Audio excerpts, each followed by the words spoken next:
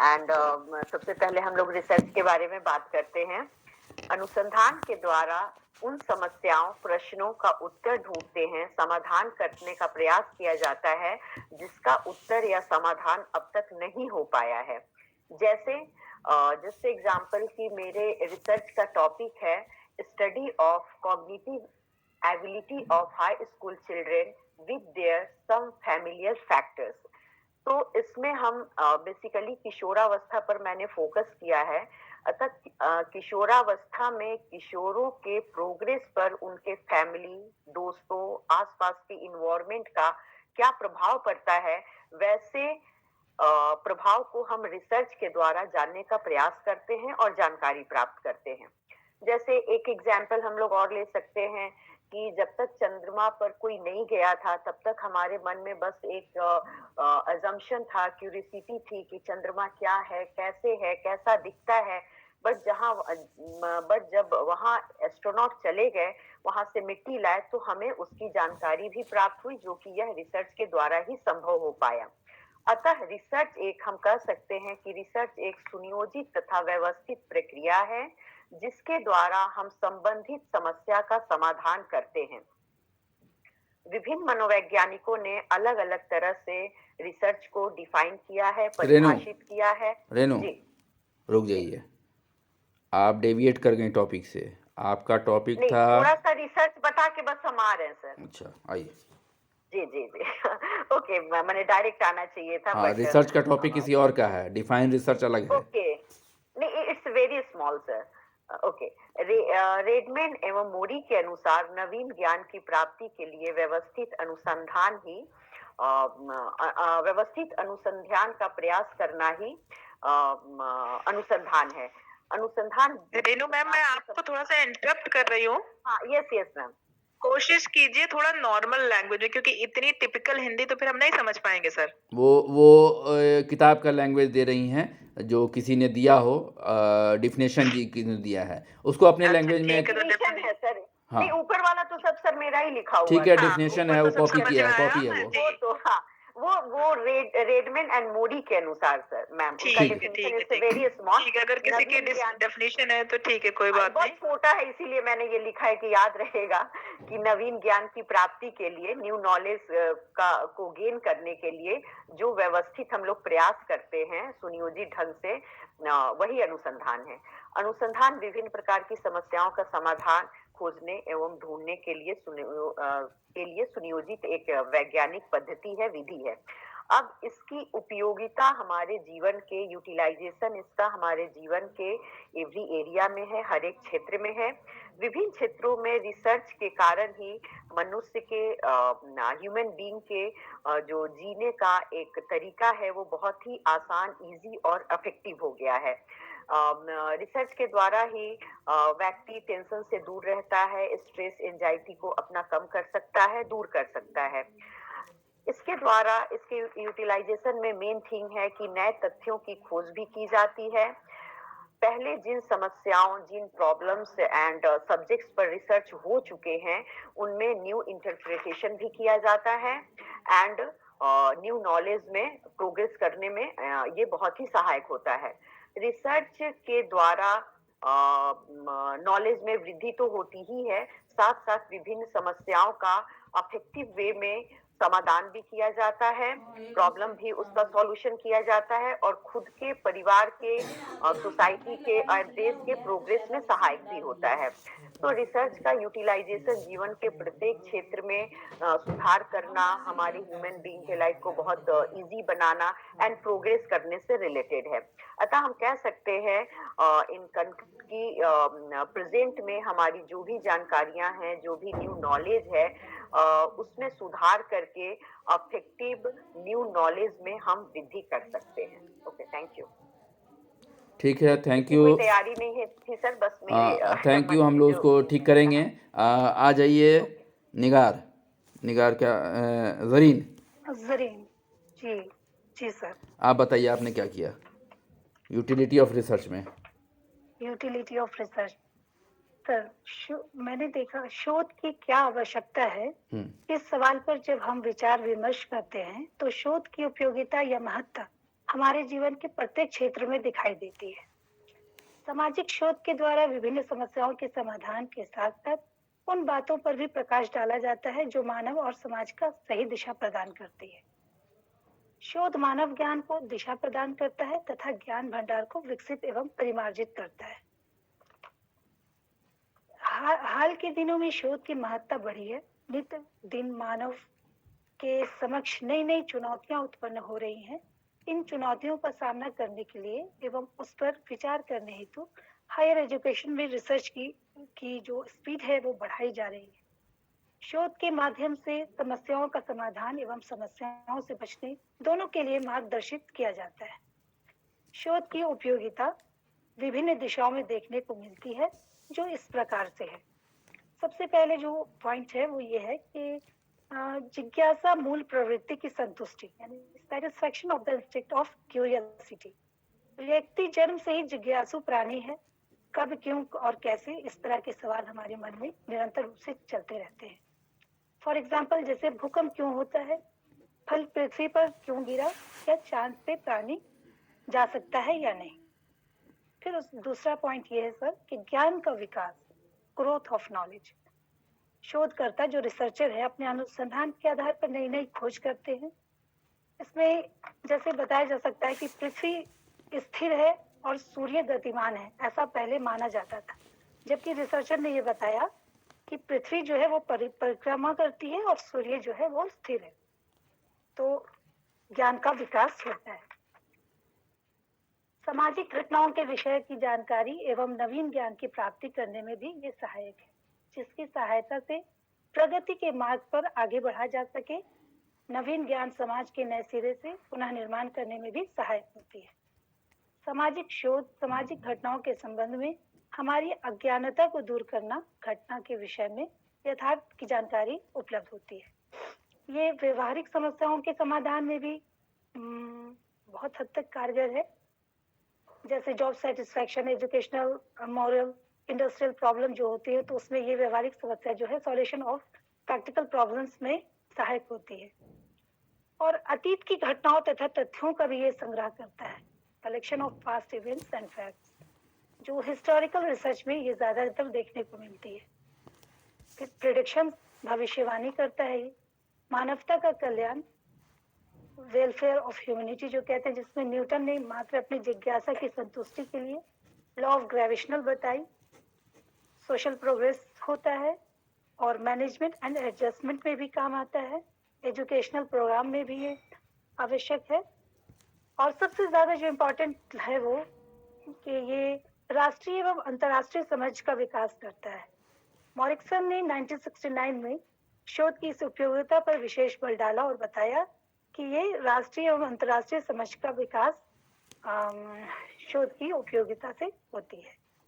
तो सर, ये सामाजिक नियंत्रण में भी सहायक है, सामाजिक समस्याओं के निवारण में भी उपयोगी है, सामाजिक संघर्ष एवं तनाव को कम करने में भी सहायक होती है।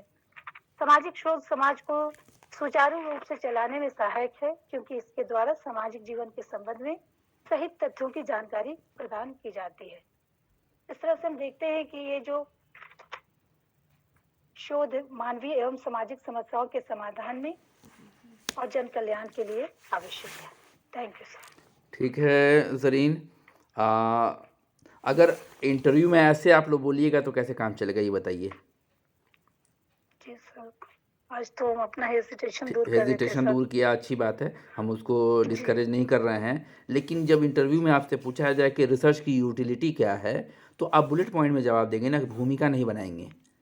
हम रिसर्च यूटिलिटी बताएंगे कि न्यू फैक्ट्स को ढूंढने में मदद करता है रिसर्च, पुराने जो फैक्ट्स हैं उनका वेरिफिकेशन हम करते हैं, ठीक है, थ्योरी के डेवलपमेंट में इसको यूज़ करते हैं, न्यू फैक्ट्स को तलाशने में इसको यूज़ करते हैं, प्रॉब्लम सॉल्विंग में यूज़ करते हैं, सोशल प्रोग्रेशन में यूज़ करते हैं, ठीक है। तो ऐसे बुलेट पॉइंट में आइए ना, सीधे एकदम सीधे बुलेट पॉइंट में आइए। इंटरव्यू में हमको सीधे बुलेट पॉइंट में आना है। अश्विया मैम। यस सर, सर ने जो बात कही वो बिल्कुल सही कही। अगर पूछा जाता है, इंटरव्यू में कोई पूछ रहा है, तब बिल्कुल सही है कि बुलेट पॉइंट में ही बताना चाहिए और कोशिश हो कि बुकिश लैंग्वेज नहीं होनी चाहिए। अगर आप एग्जाम्पल देना चाह रहे हैं तो example day to day life का एग्जाम्पल होना चाहिए। जैसे कि क्या नाम था, जरीना मैम ने बहुत मतलब कंटेंट तो अच्छा प्रिपेयर किया, नो डाउट काफी अच्छा कंटेंट था मैम का, लेकिन कुछ ऐसे एग्जाम्पल्स थे जो मतलब वही रटे रटाए पुराने एग्जाम्पल। तो कोशिश कीजिए कि अगर आप एग्जाम्पल देने की कोशिश कर रहे हैं तो डे टू डे लाइफ के एग्जाम्पल्स हो जो बिल्कुल सटीक आज के टाइम पे फिट हो जाए। और आप लोग भूमिका जो बनाई है वो अगर पढ़ाने के लिए कहा जा रहा है तब तो भूमिका बनाइए, और अगर पूछा जा रहा है इंटरव्यू में तो डायरेक्ट सर ने जो बोला बुलेट पॉइंट में और लास्ट में सटीक एग्जाम्पल दे दीजिए। पहली बात इतना टाइम नहीं देते हैं कि आपको एग्जाम्पल देने का नंबर आएगा। बहुत अच्छा पॉइंट था इनका। जैसे प्रिडिक्शन के लिए तो रिसर्च हमारा प्रिडिक्शन में बहुत इंपॉर्टेंट जी। रोल निभाता है, फ्यूचर प्लान करने इनका में, कंटेंट अच्छा था सर। हाँ, सोशल प्रोग्रेशन में, ठीक है, और क्यूरियोसिटी के सेटिस्फैक्शन में, ये सारे पॉइंट्स अच्छे थे, ठीक है। लेकिन बेसिकली वही पढ़ा शुरू है जो इन्होंने। रेनू ने कहा कि फाइंडिंग न्यू नॉलेज, ठीक है, न्यू नॉलेज को हमको तलाशना है, ठीक है, उसमें छूट गया कि पुराने जो नॉलेज हैं, जो पुराने फैक्ट्स हैं, उसको हमको वेरीफाई भी करना है, रिसर्च, ठीक है। तो Refine थ्योरी का और डेवलपमेंट छूट फाइन गया करना। कि थ्योरी को हमको डेवलप करना है रिसर्च करके, और जो जी। पहले से थ्योरी है उसको भी हमको सपोर्ट करना है। फिर हमको प्रॉब्लम बेस्ड रिसर्च है, ठीक है, तो प्रॉब्लम का सॉल्यूशन करना है। ये सारे बुलेट पॉइंट में आएंगे, ठीक है। एक वो है ना knowledge to unknowledge, already existing theory existing knowledge में भी ऐसी चीजें हैं जो नहीं सर्च की गई है, नहीं फाइंड आउट की गई है, रिसर्च का काम वो भी है। चलिए, बहुत Knowledge अच्छा to रहा, unknowledge। ठीक है। बुलेट पॉइंट में ठीक है, सारे चीज़ निकल के आया, कुछ और पॉइंट निकल के आया। तो अब मेरे ख्याल से किसी को दिक्कत नहीं होना चाहिए कि यूटिलिटी ऑफ रिसर्च अगर पूछ ले, ठीक है, तो आप बता पाइएगा। 4-5 पॉइंट तो गिना ही बेसिकली दीजिएगा। हाँ, उपयोगिता। अब आप लोग एक काम करिए ना, आप लोग इसे बुलेट में बना लीजिए हाँ और फिर क्या कहते हैं ग्रुप में डालिएगा कि सीधे बुलेट पॉइंट में, हाँ, फिर ग्रुप में डालिएगा ताकि और आसानी रहेगी। सारे लोग कर लेंगे, इसमें सब लोग तेज हैं। अच्छा नहीं नहीं, मैम ने कंटेंट अच्छा वो किया। अच्छा, रेनू मैम का एक और था, जैसे मैम ने भी काफी चीजें बताई, लेकिन एक जगह पे मैंने पॉइंट आउट किया कि मैम ने बोला कि ये परिवार के लिए उपयोगी है, सोसाइटी के लिए उपयोगी है, और आगे वर्ड की बात की। तो ये अलग अलग, जी हाँ, कंट्री के लिए। तो इंस्टेड ऑफ के अलग अलग बताने से बेहतर है आप ये कह सकते हैं कि ये लोगों के लिए बेनिफिशियल है या सोसाइटी के लिए सोसाइटी बेनिफिशियल ज़्यादा है। अच्छा आप वर्ड एक आएगा, टर्मिनोलॉजी, सोसाइटी में सब आ गए। हाँ, सोसाइटी जी। में सारे आ गए। ओके, एक टर्मिनोलॉजी को आप यूज कीजिए जिसमें ब्रॉड एरिया को कवर करे, क्योंकि आपको इतना टाइम नहीं मिलेगा कि आप नहीं घर मिलेगा। परिवार बताएं, फिर सोसाइटी बताएं, फिर कंट्री बताएं। हाँ हाँ, ठीक ठीक, ओके मैम। तहसीन हैं, तहसीन, जी सर। टाइप 1 टाइप 2 एरर क्या समझती हैं आप इससे? जी सर हाइपोथेसिस को सर डिस्क्राइब करेंगे सीधे टाइप 1 और टाइप 2 नहीं, आपका टॉपिक टाइप 1 और टाइप 2 बस सीधे हमने दे दिया इंटरव्यू में कि टाइप 1 टाइप 2 एरर क्या है। टाइप 1 एरर हो गया कि जब हमारा नल हाइपोथेसिस, जी मैम रिकॉर्ड कर रही है। हाँ, हो रहा है, चलिए। टाइप 1 एरर हो गया कि जब नल हाइपोथेसिस हमारा गलत है और उसे हम रिजेक्ट कर देते हैं। नहीं, जब नल हाइपोथेसिस हमारा ट्रू है और उसे रिजेक्ट कर देते हैं तो ये हो जाता है हमारा टाइप 1 एरर। इसे अल्फा से डिनोट करते हैं। और टाइप 2 एरर हो जाता है जब नल हाइपोथेसिस हमारा फॉल्स है और उसे एक्सेप्ट कर लिया जाता है, तो ये हो जाता है टाइप 2 एरर। इसे बीटा से डिनोट करते हैं। Thank you, very good. Tahseen ma'am, can you repeat it again? हाँ, जी मैम, जब नल हाइपोथेसिस हमारा ट्रू रहता है तो उसे रिजेक्ट कर दिया जाता है। टाइप 1 और एरर। ये हो गया टाइप 1 एरर, इसे अल्फा से डिनोट करते हैं। और टाइप 2 एरर हो गया कि जब नल हाइपोथेसिस हमारा फॉल्स रहता है लेकिन उसे हम एक से एक्सेप्ट कर लेते हैं, तो ये हमारा टाइप 2 एरर हो गया। यस इसे बीटा से डिनोट करते हैं। यस ठीक है मैम। पहले भी आपने यही बोला था या इसका नहीं उल्टा बोला नहीं, था? एक बार पहले बार गलती किया था इन्होंने, फिर उसको पहली बार करेक्ट गलती किया। की थी ना। यस हाँ। हाँ, वही मैं कहूँगी क्या बोल क्या रही है, क्योंकि हमने बताया था type 1 error 1 mistake, type 2 error 2 mistake, बस ये याद रखिए। 2 मिस्टेक। जी अब पहली बार आपने उल्टा बोला है। हाँ, पहले नहीं, बार मैम, गलती वो- किया था इन्होंने, लेकिन फिर करेक्ट कर लिया तुरंत। फिर करेक्ट कर लिया, वही अपर्णा वही अपर्णा आ वही गई हैं क्या? छोड़िए, नहीं आई हैं तो हम आ जाए नीलम। नीलम है? अपर्णा अवेलेबल है सर। अपर्णा है? हाँ अरे, आ जाइए। सैम्पलिंग एरर था आपका।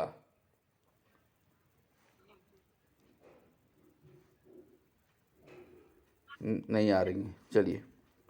सर। हैं? प्रणाम सर। आ गई? यस सर, है सर। चलिए, जी सर।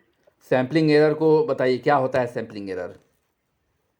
जैसा कि पता है कि सैंपल जो होता है वो अपने पॉपुलेशन का ट्रू रिप्रेजेंटेटिव होता है, लेकिन जब जो हम सैंपल को सिलेक्ट करते हैं और वो अपने पॉपुलेशन को सही से रिप्रेजेंट नहीं कर पाता है, तब उस पे एरर डिटेक्ट होता है।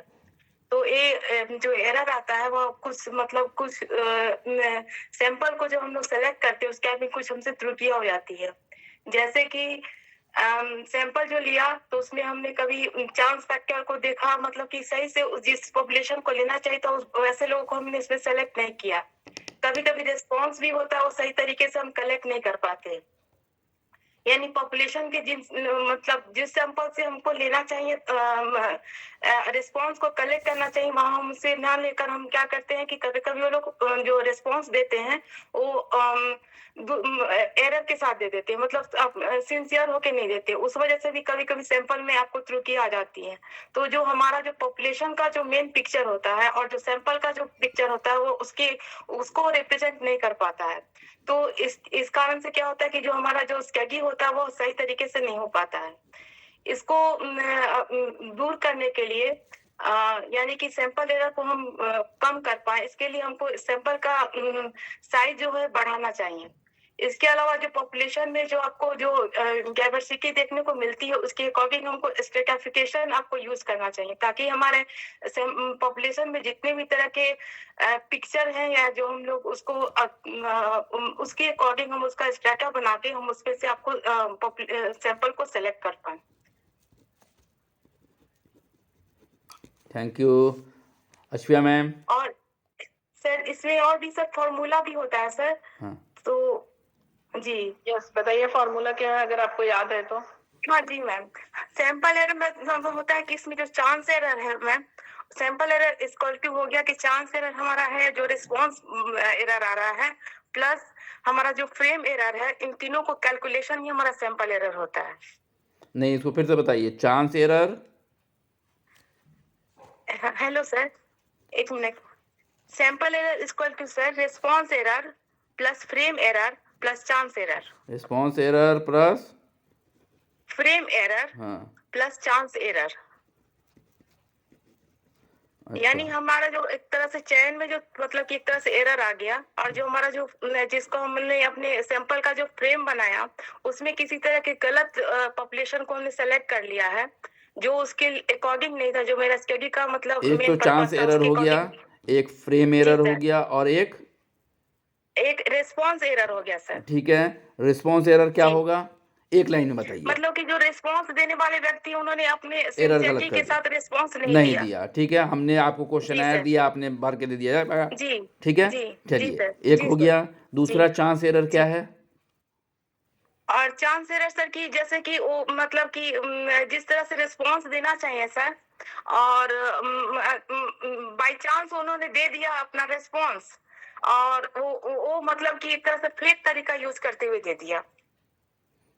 तो ये भी तो रिस्पॉन्स एरर की तरह चीज हो गई। चांस एरर क्या हुआ जी ये? सर, मतलब फ्रेम एरर सर तो हुआ सर कि नहीं जिसका नहीं, फ्रेम लेना चाहिए, जिस हम तरह का रिस्पॉन्स एरर और चांस एरर के बीच का डिफरेंस बताइए। अच्छा सर, चांस एरर में सर कि हम जो मतलब कि बाय चांस हमने ऐसा आंसर दे दिया और कभी वही हम जब रिस्पॉन्स कर रहे हैं तो उसमें हम आपको दूसरे कैन में वैसा रिस्पॉन्स ना करके दूसरे तरह से कर रहे हैं। फ्रेम एरर क्या है? फ्रेम एरर है वह सर कि जो पॉपुलेशन से जिस पिक्चर को हमको लेना चाहिए था, यानी कि जैसे आपको सैंपल को सेलेक्ट करना चाहिए था वैसे लोगों को ना लेके जो उस लायक नहीं थे हम उनको सिलेक्शन कर लिए। इसको फॉल्टी सिलेक्शन ऑफ सैंपल बोल सकते हैं, जी सर। या नॉट रिप्रेजेंटेटिव सैंपल बोल सकते हैं, जी सर। ठीक है। अश्विया, इस जी पर सर, कुछ फीडबैक? बेसिकली फ्रेम फ्रेमवर्क में जो आएगा biasness in selection of sample, जी सैंपल हाँ के सिलेक्शन में जो बायसनेस होती है part of the researcher, that is framework, that ठीक इज है, फ्रेम फ्रेमिंग। एरर। और इन फ्रेम एरर, और जो इन्होंने बोला है कि रिस्पॉन्स एरर, वो पार्ट है आपका सब्जेक्ट का जिससे हम इंफॉर्मेशन ले रहे हैं। क्वेश्चन, जी सपोज मैम। क्वेश्चनर फिल करने में उसने जानबूझ के या सीरियसली नहीं फिल किया, वो रेस्पॉन्स एरर। और चांस एरर वो होता है जो बाय चांस, जिसमें ना रिसर्चर को जानबूझ के गलती होती है, ना ही सब्जेक्ट से जानबूझ के गलती होती है, बट वो मिस्टेक हो जाती है, दैट इज चांस एरर। ठीक है, और सैंपल एरर अगर आपको बहुत इन शॉर्ट बताना हो तो when the sample is not the true representative of the population, कि पॉपुलेशन से सैंपल जितना डेविएट करता है वो सैंपल एरर कहलाता है। सैंपल एरर का मतलब ही है कि सैंपल जो है वो रिप्रेजेंट नहीं कर रहा है पॉपुलेशन को। Sample is not the true representative of the population, बस, ठीक है। दिस इज और द सैंपल एरर। ठीक है, फिर भी बहुत अच्छा रहा, हाँ, इन्होंने काफी अच्छा बहुत, बताया, हाँ, काफी अच्छी बहुत कोशिश। सटीक था। चलिए, थैंक यू सर। अपर्णा। जी अपर्णा हो गया, इसके बाद आ जाइए, अर्चना है क्या? जी सर। अर्चना, आपका शायद डिफाइन रिसर्च। जी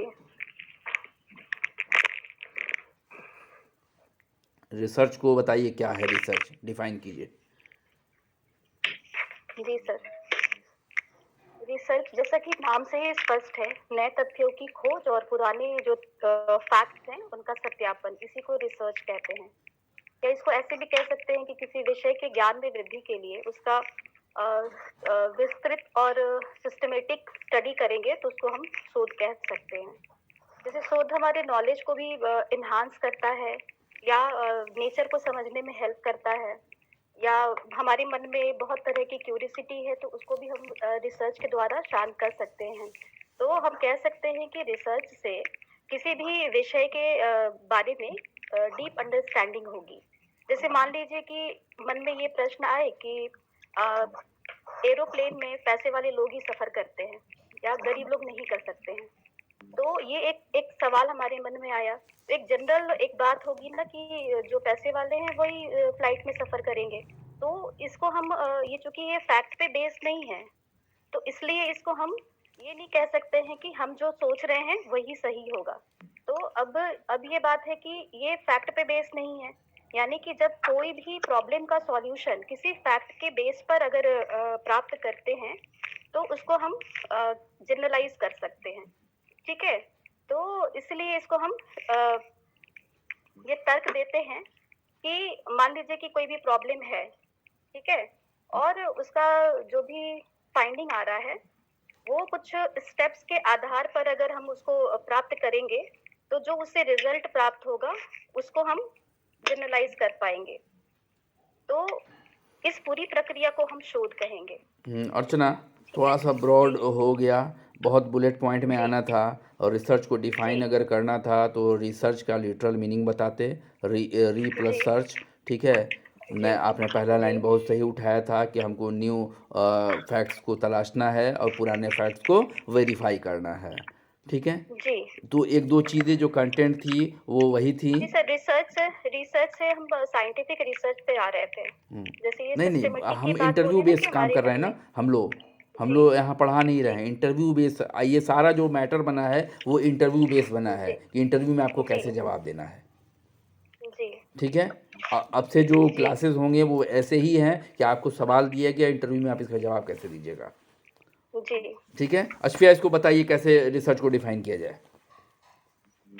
सर, इन्होंने काफी हद तक सही किया है, बट हाँ। वो थोड़ा सा एक्सप्लेनेशन वाला। रिसर्च तो सिर्फ 2-3 पॉइंट में ही है बस हाँ वही। कि 2-3 पॉइंट ये है कि नए नॉलेज जो इन्होंने स्टार्ट किया था कि नए नॉलेज को फाइंड आउट करना, फिर किसी एक पर्टिकुलर टॉपिक या टॉपिक पे फैमिलियरिटी बढ़ती है रिसर्च से, और जितनी भी पुरानी चीजें उनमें से नए तथ्यों को या उनका सत्यापन करते हैं। मैं भी टिपिकल हिंदी में बोलने हाँ, लगी। ठीक है, और ये वेरिफिकेशन हो जो गया। लास्ट पॉइंट जी, और जो लास्ट पॉइंट मैम ने बोला जिसको एक्सप्लेन करना चाह रहे थे, बट उस पॉइंट पॉइंट को सही से नहीं कर पाए कि जो भी वर्क करते हैं रिसर्च में वो रिसर्च के कुछ स्टेप्स है, साइंटिफिक स्टेप्स पर बेस्ड होते हैं। अगर एग्जामिनर आपसे दोबारा पूछे कि कौन से स्टेप्स हैं, तब आप उन स्टेप्स को एक्सप्लेन करेंगे।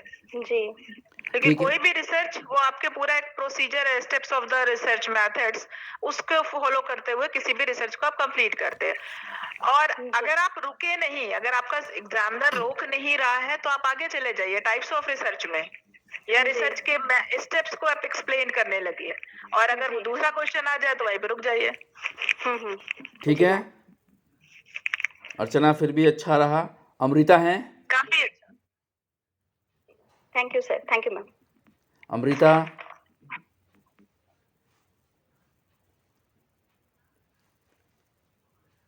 चेक कर लीजिए तो अमृता हैं?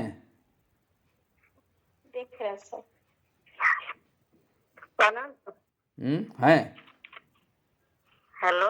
हाँ जी प्रणाम सर। हाँ प्रणाम। अमृता, आपका सैम्पलिंग था, जी सर। क्या समझती हैं सैम्पलिंग? रिसर्चर अपने जी हाँ बोलिए। रिसर्चर अपने रिसर्च के लिए जीव संख्या से निश्चित संख्या में कुछ सदस्यों या उद्दीपनों का चयन कर लेता है। इस चयनित संख्या को ही व्यवहारपरक शोध में सैंपल कहा जाता है तथा सैंपल करने की विधि को सैंपलिंग कहा जाता है। जैसे यदि कोई शोधकर्ता किसी विद्यालय के 1000 छात्रों में से 200 छात्रों को अपने शोध में सम्मिलित करने के उद्देश्य से चयन कर लेता है, तो यह 200 छात्रों का चुना हुआ समूह सैंपल कहलाएगा तथा 1000 छात्रों की संख्या जीव संख्या कहलाएगी। ठीक है, इस प्रक्रिया को सैंपलिंग कहा जाता है। तो सैंपल और सैम्पलिंग में क्या डिफरेंस हुआ? जी सैंपल और सैम्पलिंग में कोई डिफरेंस है क्या? जी सर, सैंपलिंग हुआ सर, जो चुनने की प्रक्रिया हो गया तो उस विधि हुआ। आपको तो वही बताना है, और आपने हम लोग- सैंपल बताया। जी आपने हमको अभी तक बताया कि पॉपुलेशन से जब हम निश्चित मात्रा में कुछ लोगों को कुछ आइटम्स का सिलेक्शन करते हैं, ठीक है, तो वो सैंपल कहलाता है, जो कि पॉपुलेशन का रिप्रेजेंटेटिव होता है। लेकिन आपको बताना क्या था? सैंपलिंग। तो सैंपलिंग जो सैंपल चुनने की प्रक्रिया है, जिस प्रक्रिया से हम चुन रहे हैं सैंपल, उस पर तो आपने चर्चा ही नहीं किया। आप नीचे बताएंगे। आप रैंडमाइजेशन की बात करती, आप पर्पसिव सैम्पलिंग की बात करती, स्ट्रैटिफाइड सैम्पलिंग की बात करती, कोटा सैम्पलिंग की बात करती, ठीक है, तो ये सैम्पलिंग होगा ना? जी Ashwiya, I am right? Yes sir, सबसे बड़ी चीज ये है कि किसी भी रिसर्च को कंप्लीट करने के लिए पॉपुलेशन से सैंपल का सिलेक्शन या पॉपुलेशन से सैंपल को ड्रॉन करना सैंपलिंग कहलाता है। और सैंपलिंग हमारे दो तरह की होती है, probability sampling and non probability sampling. Probability sampling में फिर आपके रैंडम सैंपलिंग और सिंपल रैंडम एंड स्ट्रैटिफाइड और क्लस्टर और ये सारी चीजें आ गई। और फिर नॉन प्रोबेबिलिटी के आप फटाफट पॉइंट बता दीजिए कि पर्पसिव है, कन्वीनियंस है, कोटा है, जजमेंटल है, स्नोबॉल है, आप ये बता दीजिए। बेसिक आपका सैंपलिंग ये है।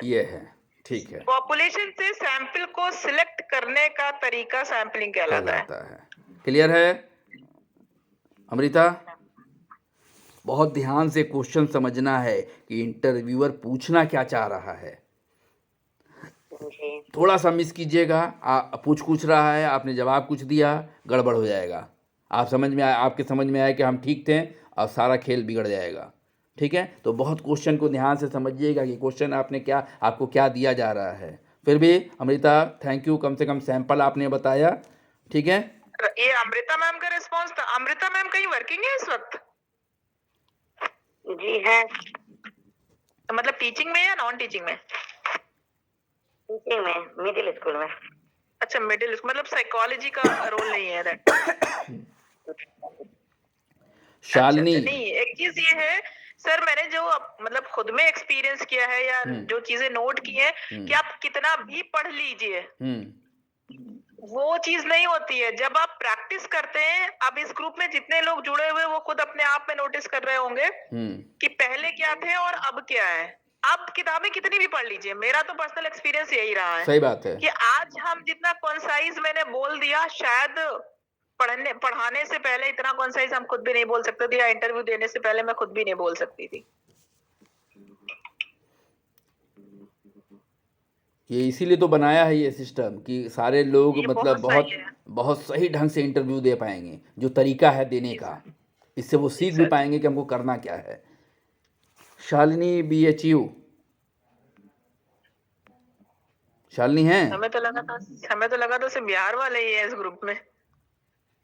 शालिनी, 2 शालिनी हैं, एक शालिनी सिंह है, एक शालिनी है,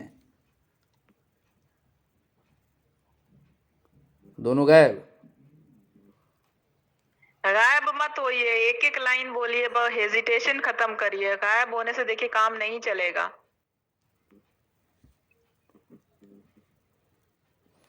अरे बड़ी देर भाई नंदलाला।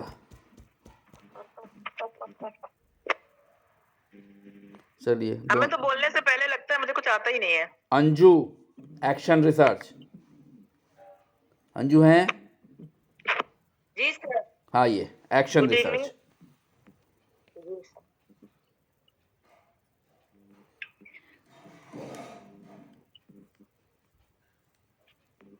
एक्शन रिसर्च को सर हम हिंदी क्या में होता है एक्शन रिसर्च? क्रियात्मक सोच कहते हैं। सबसे पहले 1933 ईस्वी में ओलियर ने, जो अमेरिका के निवासी थे, क्रियात्मक सोच के कंसेप्ट को प्रस्तुत किया था। इस एक्शन रिसर्च के द्वारा हम बच्चों की शिक्षा में कैसे सुधार ला सकते हैं तथा सामाजिक, चिकित्सा। छोड़ दीजिए अंजू छोड़ दीजिए, आप किताब नहीं क्यों पढ़ना सर? है। सर, किताब से आपने कोई होमवर्क नहीं किया। नहीं सर, हम किताब से बोल भी नहीं रहे। आप नोट करके बोल रही हैं, आप पढ़ रही हैं। आपका एक्सप्रेशन बिल्कुल नहीं आ रहा है कि एक्शन रिसर्च बेसिकली है क्या। सर एक्सप्रेशन जो बोले उसका कैमरा ऑन होना चाहिए, तब तो बढ़िया है। हाँ ये तो है, वो लेकिन हम नहीं हाँ, करवाते हैं उसका कि ये कैमरा टाइम ऑन है, होना ये चाहिए। टाइम असल में रात का है, कोई किस ड्रेस में है, किस हालात में है, कहाँ बैठा है, इसलिए हम नहीं करवाते हैं। नहीं तो सर सिर्फ चेहरा दिखे ना, ड्रेस का क्या मतलब है? आप ऐसे सेट करिए अपना मोबाइल के सिर्फ चेहरा दिखे, उससे जो है ना हाँ, समझ में वो आता पता है। चलता है, कॉन्फिडेंस लेवल पता चलता है, और बॉडी लैंग्वेज पता चलती है। पूरा नहीं, एटलीस्ट फेस से ही होगा। देखिए और सामने अभी वाले को देखिए भी आपको रहेगा दो कि लाइन हमें कोई दो वॉच लाइन कर में रहा है। अश्विया कैसे बताती हैं कि एक्शन रिसर्च होता क्या है। बताइए अश्विया। पहली चीज तो जब कोई पूछेगा, आपसे पूछा गया कि एक्शन रिसर्च क्या है, तो आप सबसे पहले बताइए कि ये रिसर्च का एक टाइप है। हाँ। और उस अप्लाइड रिसर्च का एक एक्सटेंडेड फॉर्म है एक्शन रिसर्च। पहले ये बताइए कि उसके बाद कब हुआ बताइए कि था, नहीं एक्शन हुआ था, रिसर्च। उसको छोड़ दीजिए बाद में। पहले आप हाँ, बताइए कि एक्शन रिसर्च है क्या। एक रिसर्च का एक टाइप है, और वो भी अप्लाइड रिसर्च का अंतर्गत आता है। अप्लाइड रिसर्च का एक एक्सटेंडेड फॉर्म है। अब उसके बाद आइए कि एक्शन रिसर्च कब यूज होता है। एक ऐसी सिचुएशन जहां पर कोई इमरजेंसी क्रिएट होती है, और इमरजेंसी सिचुएशन का सलूशन फाइंड आउट करने के लिए थ्योरी पर बेस्ड जो इम्प्लीकेशन या प्रैक्टिकल किया जाता है, या थ्योरी पर बेस्ड कोई वर्क किया जाता है, वो एक्शन रिसर्च कहलाता है। बस सिंपली समझिए कि करंट प्रॉब्लम कोई आया, बच्चा क्लास में नहीं पढ़ Solve रहा करने। है, तो बहुत सारी वजह हो सकती है। तो एक्शन रिसर्च में हम देखेंगे कि क्या वजह है, वो उस वजह को ढूंढने की कोशिश करेंगे कि टीचर इफिशिएंट नहीं है, हमारा क्लासरूम ठीक नहीं है, या बच्चे में मेंटली डल है, वो वजह क्या है। तो करंट प्रॉब्लम का सॉल्यूशन जब हम ढूंढने की बात करते हैं तो वहाँ हम एक्शन रिसर्च यूज़ करते हैं। करंट प्रॉब्लम का इमीडिएट सोल्यूशन तुरंत चाहिए हमको, समस्या का समाधान। हाँ, इमरजेंसी सिचुएशन में इमीडिएट सोल्यूशन। दैट उसके बाद मैम जो बता रहे थे, अब सामने वाले एग्जामिनर का चेहरा देखिए कि अगर वो खामोश है तब आप आगे की कहानी बताइए। और पहली बात तो इतना टाइम ही नहीं मिलेगा, फट से दूसरा रिस्पॉन्स आएगा। हाँ, आ जाएगा तुरंत। हाँ, और अगर सामने वाला खामोश है तब आप इसकी पूरी कहानी बताइए कि कहाँ हुआ, कैसे हुआ, क्या हुआ, कब हुआ। अंजू, आप मुजफ्फरपुर से हैं? जी सर। थोड़ा मेहनत करिए सर, हम पढ़े हैं, हम बोल ही रहे थे, शिक्षा में सुधार के लिए ही एक्शन रिसर्च का हाँ, तो उपयोग किया जाता ये है। लाइन पहले आना था, ये लाइन हाँ। पहले आना था। ठीक है, यही तो पहले सिखा रहे हैं हम ना कि क्या आना है पहले। यही सिखा रहे हैं हम। और स्टीफन के पहले लेविन ने भी समाज के सुधार के लिए, चिकित्सा के सुधार के लिए, इन सब के यस लिए मैम, वो आपकी बात सब सही। सब- सबसे पहला जो स्टेटमेंट था वो ये था कि ये अप्लाइड रिसर्च का एक पार्ट है, अप्लाइड रिसर्च का एक हिस्सा है। इसमें अच्छा। इमरजेंसी सिचुएशन में इमीडिएट सोल्यूशन फाउंड आउट करने की कोशिश की जाती है। उसके बाद आप बताइए कि शिक्षा में है कि कहाँ हुआ, कैसे हुआ, कब हुआ। अच्छा example सुनिए, हम दीजिए, हम वो हम सब- आपको बताते हैं, बहुत सिंपल सा एग्जांपल देते हैं। अंजू, आपसे अगर कोई सवाल पूछे कि आपने एमए कहाँ से किया है, तो आप क्या जवाब दीजिएगा? यस सर, बिहार बहुत तरीका है। हैं? बिहार यूनिवर्सिटी बिहार यूनिवर्सिटी से। आप ये तो नहीं बताएंगे कि हमारे पिताजी पटना यूनिवर्सिटी से पढ़ा करते थे, उन्होंने वहाँ से एमए नहीं। किया, उसके बाद वो ट्रांसफ़र होके बिहार आ गए। हम लोग बिहार मुजफ्फरपुर में परवरिश पाए और वहाँ हम लोग बड़े पढ़े और वहीं से हमने ग्रेजुएशन किया और फिर वहीं से हमने एमए किया। इतनी बात बताएंगे? नहीं बताएंगे। बढ़िया उदाहरण था सर। बहुत बढ़िया था। कोई ये पूछे कि एमए कहाँ से किया और आप बताने लगे कि हमने एमए में ये पढ़ा वो पढ़ा है। नहीं, हमने छोड़ दीजिए ना, हम अपने फादर की हिस्ट्री उठा लिया है ना कि वो पटना यूनिवर्सिटी में पढ़ते थे। सर ने बढ़िया दिया कि हमने एमए। तो आप समझिए कि आपको कहना क्या है। अगर वो सवाल पूछ रहा है इंटरव्यू में, कहानी नहीं सुनेगा वो। आप क्वेश्चन को सुन के 2 सेकंड खामोश होके तब दीजिए। आप बिल्कुल समझ समझिए लीजिए। कि वो और 1 to 1 immediately- रिलेशनशिप है। एक क्वेश्चन उधर से उसने गेंद फेंकी और आपको मारना है। और समझ उसमें गई? जरूरी नहीं है कि उस तरह से क्वेश्चन आया और आप इमीडिएट, आप 2 सेकंड सोचिए ले उससे सकते कि हैं। हमको कैसे मारना है। ये कौन हालांकि सा कहने तरीका में और हमारा interview इम्प्रेसिव में होगा। फर्क होता है।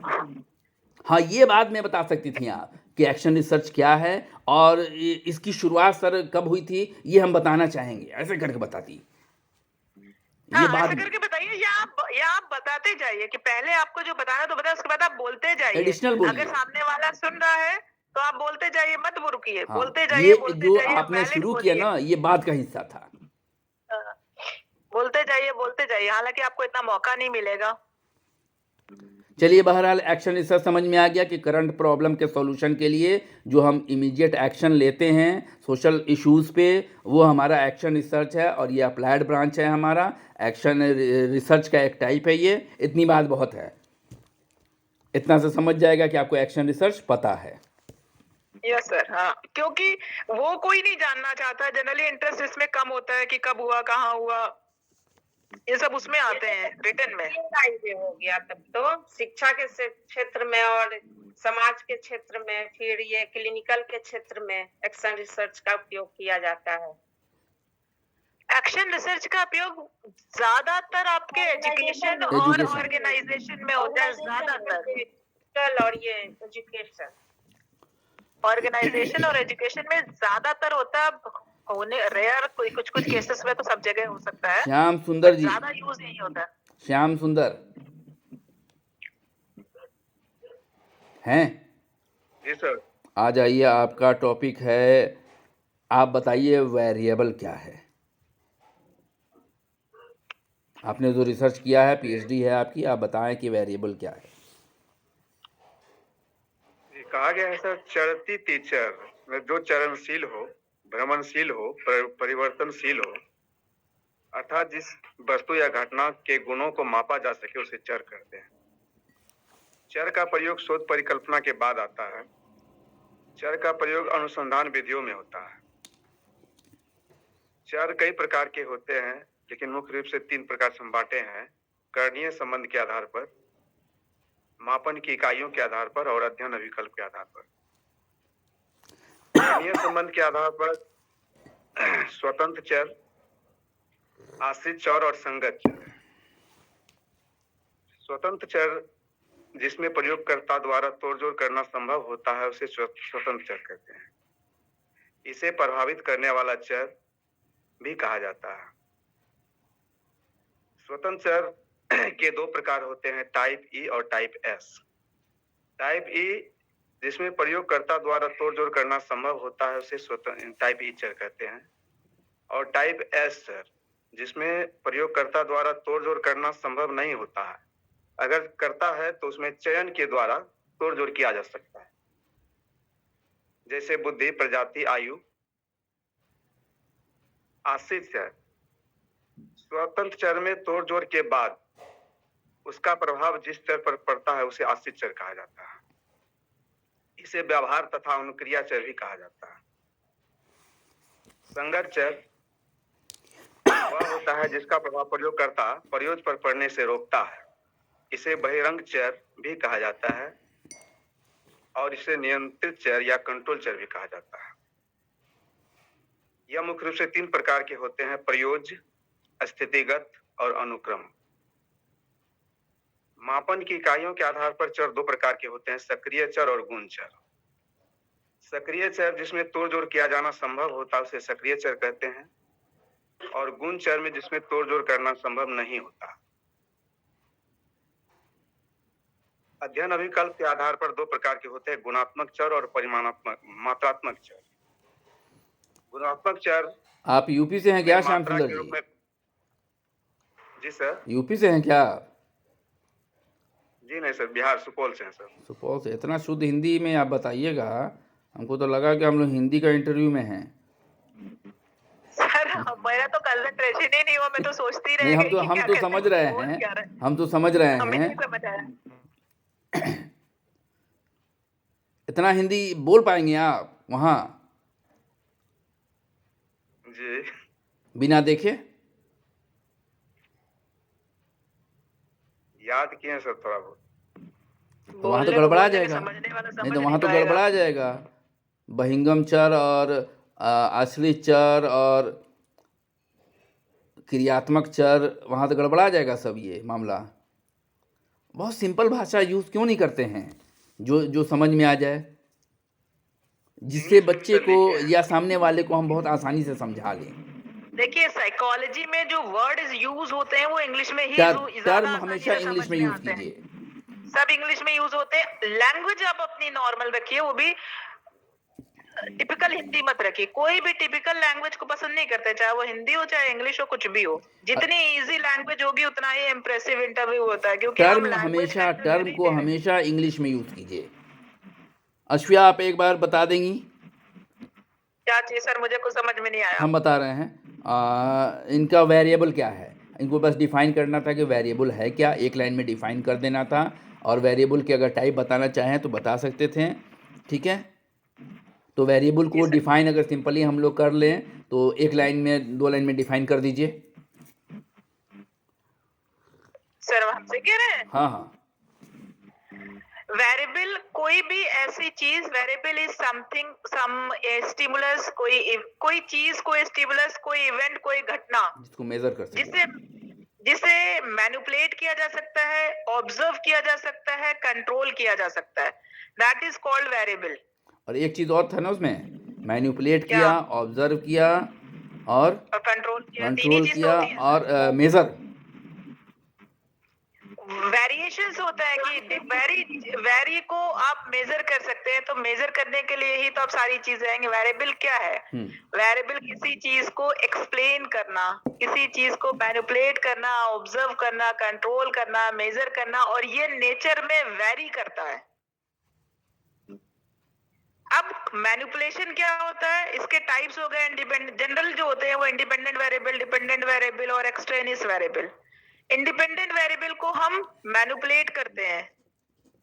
इंडिपेंडेंट वेरिएबल का इफेक्ट क्या आ रहा है डिपेंडेंट वेरिएबल पे, उसे ऑब्जर्व करते हैं हम, नहीं मतलब रिसर्चर। और जो भी एक्सट्रेनियस वेरिएबल्स हैं उन्हें कंट्रोल करते हैं। खत्म सर। इसके बाद अगर बात आती है कि इसके अलावा भी कुछ और वेरिएबल्स होते हैं, जैसे कंफाउंडिंग वेरिएबल को अगर आपको डिफाइन करना है तो बहुत सिंपली 1 लाइन में आप डिफाइन कर दीजिए कि वेरिएबल वह है, ठीक है, जिसमें हम क्या करते हैं, तथ्यों का मैनिपुलेशन करते हैं। नहीं, किसी घटना, किसी स्थिति को, किसी चीज को, किसी स्टिमुलस को, किसी सिचुएशन को मैनिपुलेट किया जा सकता है, कंट्रोल किया जा सकता है, ऑब्जर्व किया जा सकता है, मेजर किया जा सकता है, और इसका नेचर वेरी होता है। मतलब ये वेरी करता है। ठीक है, वेरी गुड। ये पांच चीजें याद रखनी है कि वेरिएबल है क्या, और ये पूछेगा आपसे इंटरव्यू में। 100% जितने भी PhD वाले हैं उनसे पूछेगा कि वेरिएबल होता क्या है, पहले ये बता और दीजिए। बेसिक टाइप में independent, dependent and extraneous variable, तो उसी डेफिनेशन से लीजिए। इंडिपेंडेंट वेरिएबल को रिसर्चर, हम नहीं, रिसर्चर बोलिए, रिसर्चर इंडिपेंडेंट वेरिएबल को मैनिपुलेट कर सकता है, मैनिपुलेट करके उसका इफेक्ट जिस पे देखेगा वो डिपेंडेंट वेरिएबल, और इंडिपेंडेंट का डिपेंडेंट में क्या इफेक्ट हो रहा है उसे ऑब्जर्व करता है रिसर्चर, और इंडिपेंडेंट का डिपेंडेंट में जो इफेक्ट हो रहा है उसमें अदर फैक्टर्स भी इंक्लूड हो सकते हैं या इफेक्ट कर सकते हैं, वो एक्सट्रेनियस वेरिएबल कहलाते हैं, और एक्सट्रेनियस वेरिएबल को कंट्रोल किया जाता है। ठीक है, तीनों पॉइंट आ गया। IB को मैनिपुलेट करेंगे, DB को ऑब्जर्व करेंगे और एक्सट्रानियस वेरिएबल को कंट्रोल करेंगे। ठीक है, यस यस। वैसे तो बहुत सारी डेफिनेशन हाँ नहीं ठीक है, बहुत सिंपली क्लियर है कि हम आप कोई डिफिनेशन को आपने उसमें तीनों वेरिएबल को इंक्लूड कर लिया। मुझे ये ज्यादा पसंद है हाँ, ये definition। ज़्यादा अच्छा है कि आप बहुत क्लियर कट आप मैम उसको ये बता किसी ने सकते दी हैं। थी क्या? मैम ये किसी ने दी थी या आपने खुद बनाई? ये कहीं से पढ़ी है, किसी ने दी नहीं है, किसी का नाम नहीं है इसमें। ये मैंने कहीं बहुत पहले पढ़ी थी अपने स्टूडेंट लाइफ में, मास्टर्स में। ये मुझे वहां से कैच की हुई है डेफिनेशन। पता ना, कोई चीज इंसान को पसंद आ जाती है। हाँ, तो हमने बच्चे को पढ़ाया PG में कि psychology is the science of behaviour and mental manipulation, तो उसने परिभाषा याद कर ली और एक्सपर्ट जो आया उसने पूछा कि साइकोलॉजी की परिभाषा बता दो तो वाइवा में, तो उसने बताया यही लाइन, तो उसने पूछ दिया कि हाँ तो ये परिभाषा किसकी थी, किसने दिया ये परिभाषा, तो उसने कहा कि फिरोज सर ने।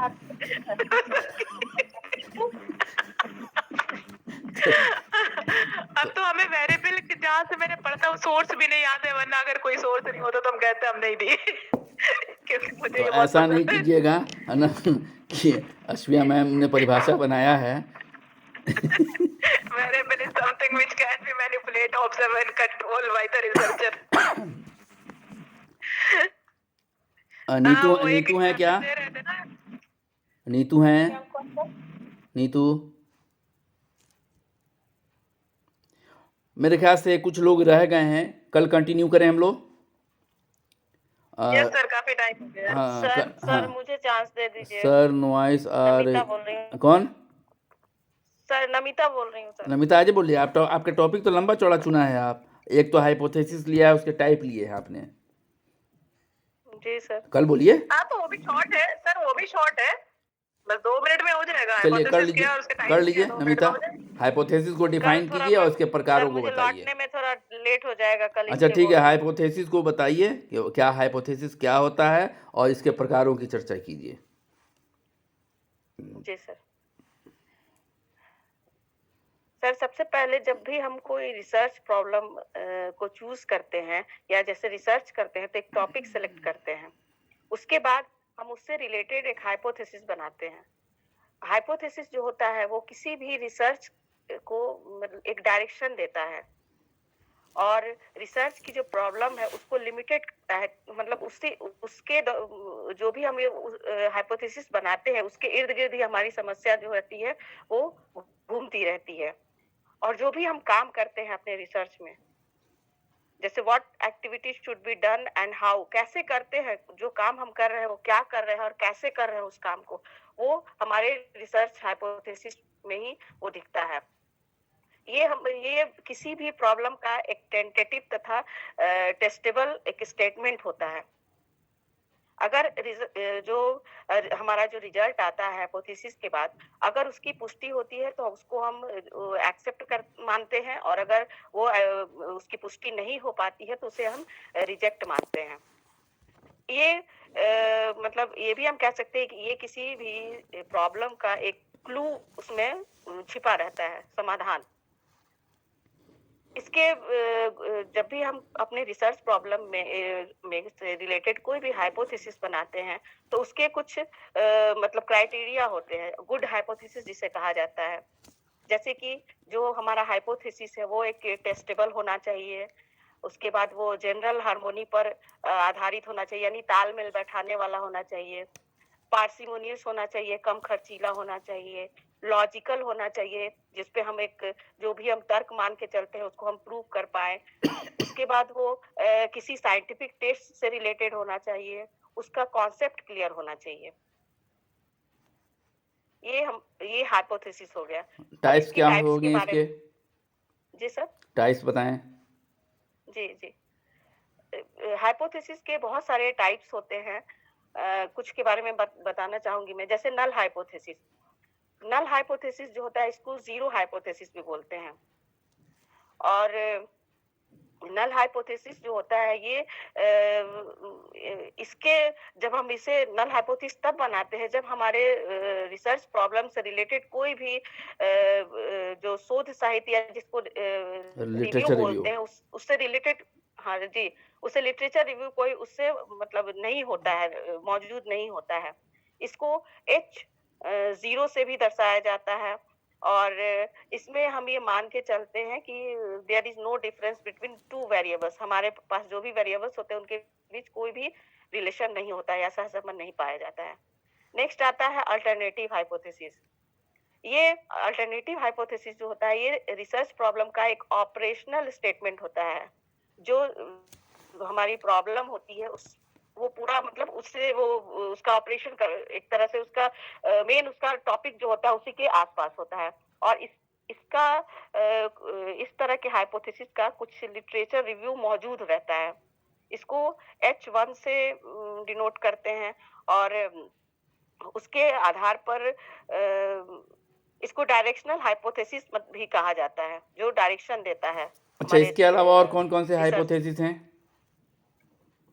सिंपल हाइपोथेसिस है, कॉम्प्लेक्स हाइपोथेसिस है, इसके बाद वर्किंग हाइपोथेसिस या रिसर्च हाइपोथेसिस आता है, यूनिवर्सल हाइपोथेसिस आता है, कॉम्प्लेक्स आता है, एक्जेंशियल हाइपोथेसिस सिंपल और आता है। कॉम्प्लेक्स में क्या डिफरेंस है? सिंपल हाइपोथेसिस जो होता है सर उसमें वेरिएबल्स जो होते हैं वो उनकी संख्या कम होती है।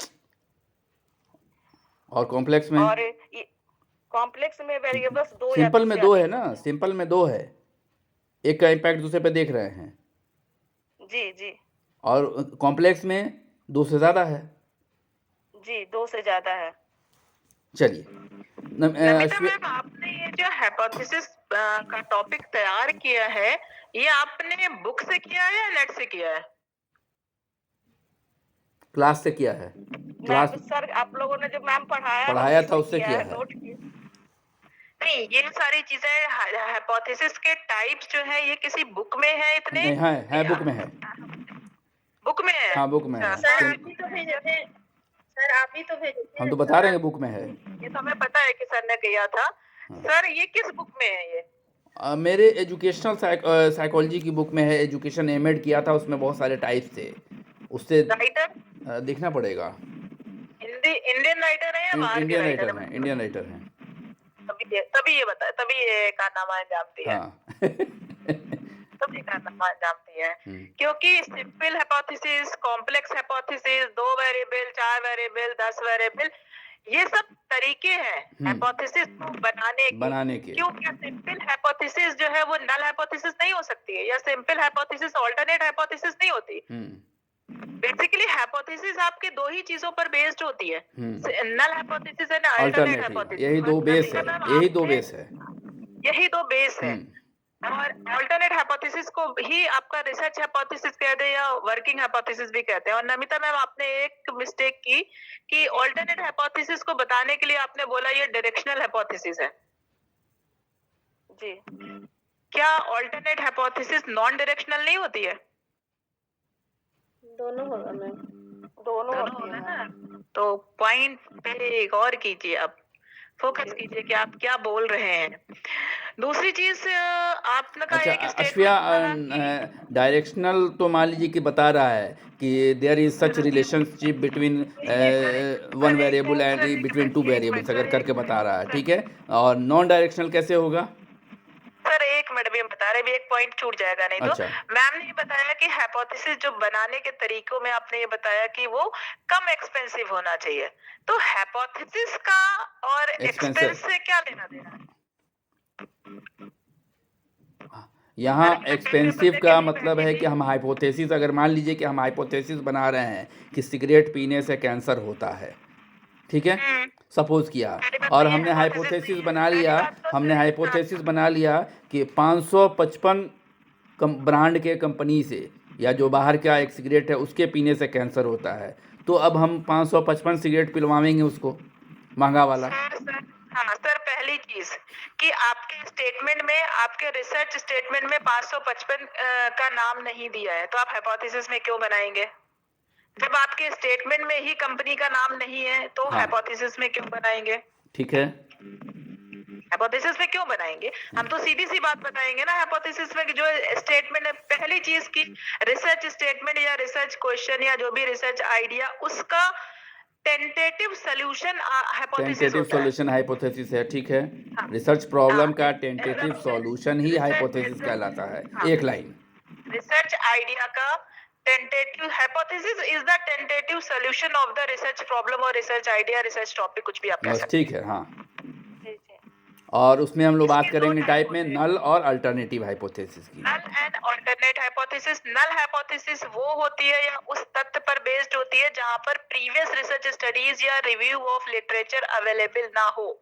उस सिचुएशन में नल हाइपोथेसिस फॉर्मुलेट की जाती है। बहुत से लोग क्रिएट भी बोलते हैं, बट क्रिएट वर्ड ही आता है, हाइपोथेसिस हमेशा फॉर्मुलेशन होता है। और जिस टॉपिक पर, जिस आइडिया पे प्रीवियस स्टडीज, रिसर्च स्टडीज या रिव्यू ऑफ लिटरेचर अवेलेबल हो, उस सिचुएशन में ऑल्टरनेट हाइपोथेसिस फॉर्मुलेट की जाती है। ऑल्टरनेट हाइपोथेसिस दो तरह की होती है, डायरेक्शनल हाइपोथेसिस और नॉन डायरेक्शनल हाइपोथेसिस। अगर previous studies, previous research studies आपके रिसर्च टॉपिक या रिसर्च आइडिया का एक डायरेक्शन दे रही है, सपोज सिगरेट पीने से आपका हेल्थ में नुकसान होगा, सिगरेट पीने से आपके लंग्स खराब होंगे, ये एक क्लियर डायरेक्शन मिल रहा है, तो ये डायरेक्शनल हाइपोथेसिस है। अगर आपको ये पता चले कि सिगरेट का रिलेशन है हेल्थ से, मगर आपको नहीं पता है कि सिगरेट पीने से हेल्थ अच्छी होगी कि बुरी होगी। सिगरेट पीने से बुढ़ापा नहीं आता है। कि there is a relationship between smoking and the ageing. किसी ने टोका नहीं, तो पता चल गया सिगरेट पीने से आप बूढ़े नहीं होंगे। हाँ, इसलिए सर कि वो पहले ही चले जाए, जवानी में चला जाएगा। अगर आपको डायरेक्शन नहीं पता चली, ये तो एक वो वाली बात हो गई। सब बहुत सारी ऐसी चीजें हैं कि जिससे हमें ये नहीं पता चल रहा है जी। टू टेल वाली बात हो जाएगी यहाँ पे। हाँ, टू ये टेल, आपके वन टेल और टू टेल वाले। वन टेल आपकी डायरेक्शनल है, टू टेल आपकी नॉन डायरेक्शनल। बहुत सही पकड़ा। किसने पकड़ा भाई? हैं? अरे वाह, फरजाना मैम बहुत अच्छा कहाँ सोई रिसर्च थी? कर रही है।